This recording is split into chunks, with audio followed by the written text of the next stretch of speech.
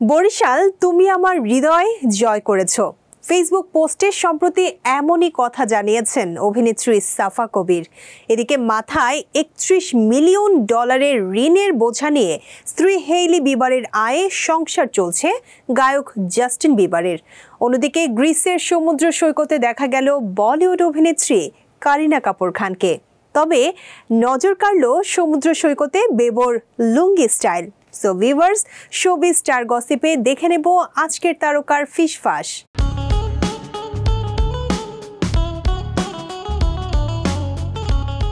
একটি নাটকের শুটিংয়ে নিজের গ্রাম বরিশালে গিয়েছিলেন অভিনেত্রী সাফা কবির। টানা এক সপ্তাহ শুট করে ফিরেছেন ঢাকায়। সোশ্যাল মিডিয়ায় বেশ কিছু ছবি শেয়ার করে তিনি জানান, আমার হৃদয়ের একটা অংশ বরিশালে পড়ে থাকে।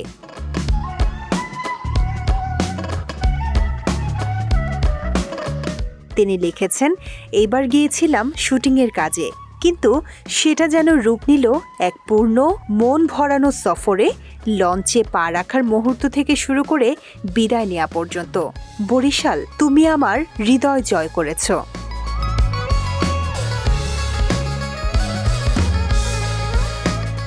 সাবেক ম্যানেজার স্কুটার ব্রনের কাছ থেকে নেওয়া $31 মিলিয়ন ঋণ এখনও শোধ করেননি গায়ক জাস্টিন বিবার।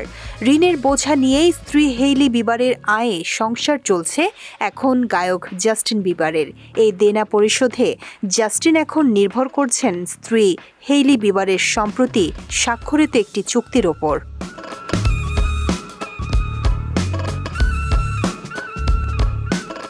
বলিউড অভিনেত্রী কারিনা কাপুর খান এবার 2 সন্তানকে নিয়ে গ্রিসে ছুটি কাটাতে গেছেন।